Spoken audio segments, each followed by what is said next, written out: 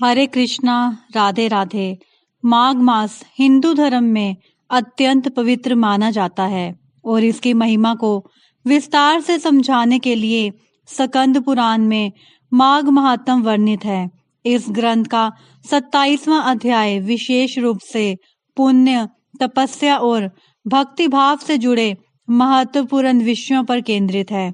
इस अध्याय में बताया गया है कि माघ मास में विधि पूर्वक किए गए स्नान, दान और व्रत कैसे जीवन में सुख, समृद्धि और मोक्ष प्रदान करते हैं।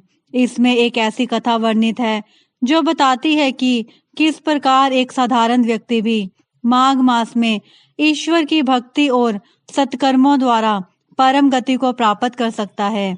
माघ मास में गंगा, यमुना, सरस्वती और अन्य पवित्र नदियों में स्नान करने से मिलने वाले पुण्य का विशेष वर्णन किया गया है।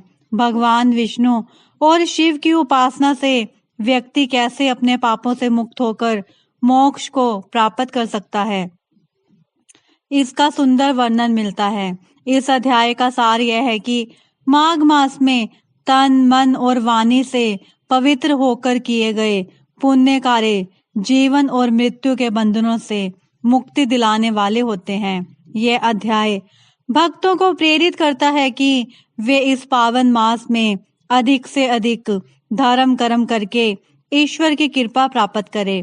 आइए श्री हरि का नाम लेकर शुरू करते हैं माघ मास महात्म 27वां अध्याय। प्रेत कहने लगा कि हे पथिक, मैं इस समय तुम्हारे पास जो यह गंगा जल है उसे मांगता हूँ, क्योंकि मैंने इसका बहुत कुछ महात्म सुना है। मैंने इस पर्वत पर गंगा जल का बड़ा अद्भुत आश्चर्य देखा था, इसलिए यह जल मांगता हूँ। मैं प्रेत योनि में अति दुखी हूँ। एक ब्राह्मण अनिधिकारी को यज्ञ कराकर ब्रह्म राक्षस हो गया। वह हमारे साथ 60 वर्ष तक रहा। उसके पुत्र ने उसकी अस्थियों को इकट्ठा करके गंगा में कनखल स्थान में गिरवा दिया।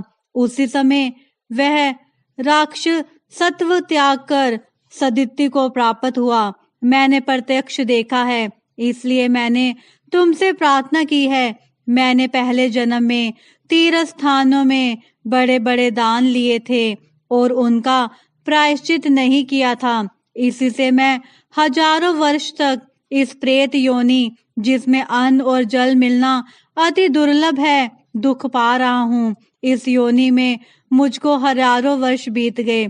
इस समय आप जल देकर मेरे प्राणों को जो कंठ तक आ गए हैं बचाओ।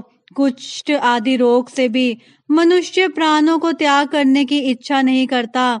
देवदूती कहने लगे कि ऐसे उस प्रेत के वचन सुनकर वह ब्राह्मण बड़ा विस्मित हुआ और वह अपने मन में विचारने लगा कि संसार में पाप और पुण्य के फल अवश्य आ पड़े हैं। देव, दानव, मनुष्य, कीड़े मकोड़े भी रोगों से पीड़ित होते हैं। बाल तथा वृद्धों को मरण, अंधा तथा कुबड़ापन, ऐश्वर्य, दरिद्रता, पांडित्य तथा मूर्खता सब कर्मों से ही होता है। इस कर्म भूमि में जिन्होंने न्याय से धन इकट्ठा किया वह धन्य है। यह सुनकर प्रेत गदगद वाणी में बोला, हे पथिक, मैं जानता हूँ कि आप सर्वज्ञ हैं। आप मुझको जीवन का आधार जल इस प्रकार दो जैसे मेघ चातक को देता है। तब पति कहने लगा कि हे प्रेत, मेरे माता पिता भृगु क्षेत्र में बैठे हैं, मैं उन्हीं के लिए जल लाया हूँ। अब बीच में तुमने गंगा के संगम का जल मांग लिया। अब मैं इसी धर्म संदेह में पड़ गया कि क्या कांड वस्तु में यज्ञ को इतना नहीं मानता जितना प्राण रक्षा को मानता हूँ। इसलिए प्रेत को जल देकर तृप्त करके माता पिता के लिए फिर जल लाऊंगा। लोमश जी कहने लगे कि इस प्रकार उस पथिक ने गंगा यमुना के संगम का जल उस प्रेत को दिया। उस प्रेत ने प्रीति पूर्वक जल को पिया। उसी समय वह प्रेत शरीर को छोड़कर दिव्य देहधारी हो गया। केरल कहने लगा कि बिंदु मात्र गंगा जल से वह प्रेत मुक्त हो गया।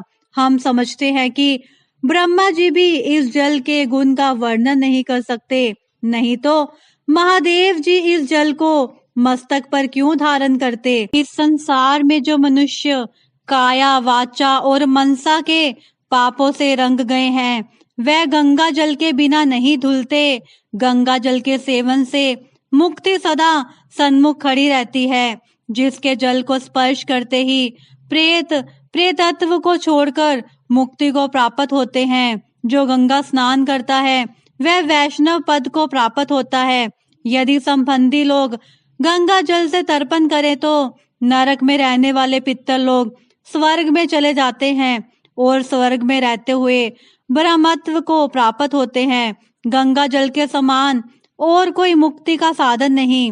वह प्रेत वहां से चला गया और एक मास में जब माघ मास आया तो उसने सुने हुए प्रयाग महात्म के अनुसार गंगा यमुना के संगम पर स्नान करके पिशाच शरीर को धारण कर भक्ति पूर्वक नारायण की स्तुति करता हुआ वह द्रविड़ देश का राजा गंधर्वों से सेवित उत्तम विमान पर बैठकर इंद्रपुरी को गया।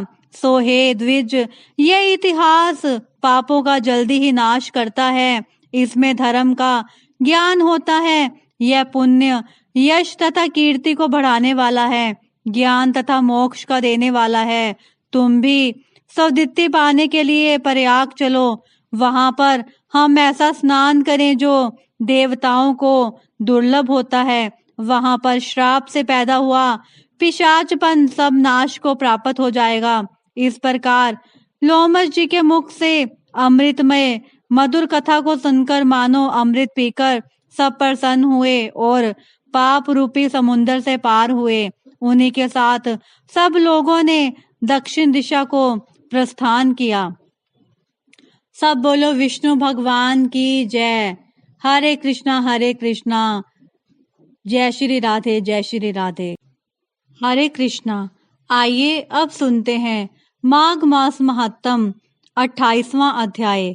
वशिष्ठ जी कहने लगे कि हे राजा दिलीप, बहुत से जन समूह सहित अच्छोद सरोवर में स्नान करके सुख पूर्वक मोक्ष को प्राप्त हो गए। तब लोमश जी कहने लगे, संसार रूपी इस तीर्थ राजा को सब श्रद्धा पूर्वक देखो। यहाँ पर 33 करोड़ देवता आकर आनंद पूर्वक रहते हैं। यह अक्षय वट है जिनकी जड़ें पाताल तक गई हैं और मार्कंडे ऋषि प्रलय के समय भगवान इसी अक्षय वट का आश्रय लेते हैं। यही शिव जी की प्रिय भगवती भागीरथी है, जिसकी सिद्ध लोग सेवा करते हैं। यह गंगा स्वर्ग के हेतु पताका है। इसका जल पीकर मनुष्य मुक्त हो जाते हैं। हे मुनि, सभी प्राणी इस नदी को यमुना से मिली हुई पाते हैं। इसका संगम बड़े पुण्य से प्राप्त होता है। इसके स्नान से जन्म मृत्यु रूपी दावानल से कोई नहीं तपता, परंतु ज्ञान प्राप्त करके मुक्त हो जाता है। यहाँ पर स्नान करने से सभी प्राणी बिना ज्ञान के भी मुक्त हो जाते हैं। इसलिए ब्रह्मा जी ने यहाँ यज्ञ की इच्छा की थी। इसी संगम में भगवान विष्णु ने स्त्री प्राप्ति की इच्छा से स्नान करके लक्ष्मी जी को प्राप्त किया। यहाँ पर त्रिशूलधारी शिवजी ने त्रिपुर दैत्य को मारा था और प्राचीन काल में उर्वशी स्वर्ग से गिरी थी तथा स्वर्ग पाने की इच्छा से यहाँ पर ही उसके स्नान करने से नहुष कुल के राजा ययाति ने वंशधर पुत्र प्राप्त किया। यहाँ पर इंद्र ने प्राचीन काल में धन की इच्छा से स्नान किया था और माया से कुबेर के सब धन को प्राप्त किया था। प्राचीन काल में नारायण तथा नर ने हजारों वर्ष तक प्रयाग में निराहार रहकर उत्तम धर्म किया था। यहाँ से जयगाशिवे सन्यासी ने महादेव जी जैसी शक्ति वाले से विजय पाई थी तथा अनिमा आदि योग के अति दुर्लभ ऐश्वर्य प्राप्त किए थे। इसी क्षेत्र में तपस्या करके श्री भारद्वाज जी सप्त ऋषियों में सम्मिलित हुए। जिन्होंने भी यहाँ स्नान किया सबको स्वर्ग की प्राप्ति हुई। इसलिए हमारे विचार से तुम त्रिवेणी में स्नान करो। इस स्नान से पहले किए हुए तुम्हारे सब पाप नष्ट हो जाएंगे और संपूर्ण वैभवों को प्राप्त हो जाओगे। ऋषि के इस प्रकार के सत्य वचन सुनकर सभी त्रिवेणी में स्नान करने लग गए और उसी स्नान करने से सबकी पिशाचता नष्ट हो गई। शाप से विमुक्त होकर उन्होंने अपना शरीर धारण कर लिया।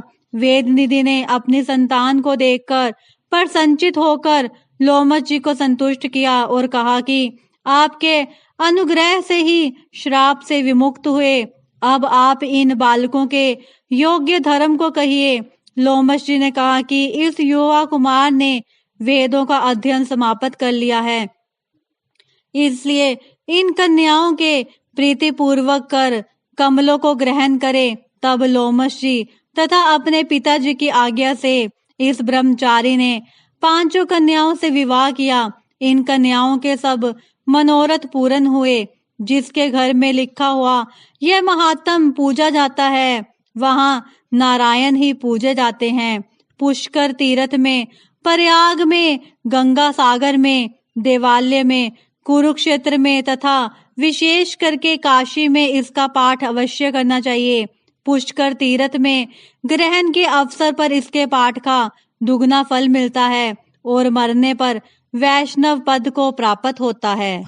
इस प्रकार माघ मास का महत्तम हमें यह सिखाता है कि यह महीना केवल एक कालखंड नहीं बल्कि आत्म शुद्धि, दान, पुण्य, तपस्या और भक्ति का विशेष अवसर है। इस मास में गंगा स्नान, व्रत, हवन, जप और ध्यान करने से अक्षय पुण्य की प्राप्ति होती है। जो भी भक्त सच्चे मन से इस मास के नियमों का पालन करता है वह मोक्ष का अधिकारी बनता है और जीवन में सुख शांति प्राप्त करता है।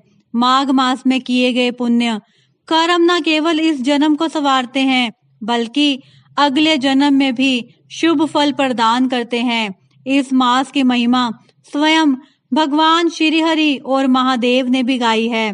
अतः हम सभी को इस पावन माह के अंत में संकल्प लेना चाहिए कि हम अपने जीवन को धर्म, सत्य और सद्गुणों से संवारेंगे और भगवत गति के मार्ग पर अग्रसर होंगे। आप सभी श्रोताओं का हृदय से धन्यवाद जो पूरे माह हमारे साथ जुड़े रहे। श्रद्धा और प्रेम के साथ इस पावन माह की महिमा को सुना और आत्मसात किया। आपकी भक्ति और समर्पण ही इस यात्रा को सफल बनाते हैं। आशा है कि भविष्य में भी हम इसी प्रकार मिलकर धर्म और अध्यात्म के मार्ग पर अग्रसर होंगे। भगवान श्री हरि एवं महादेव आप सभी पर अपनी कृपा बनाए रखें। श्री हरि के चरणों में समर्पित। धन्यवाद। जय श्री हरि।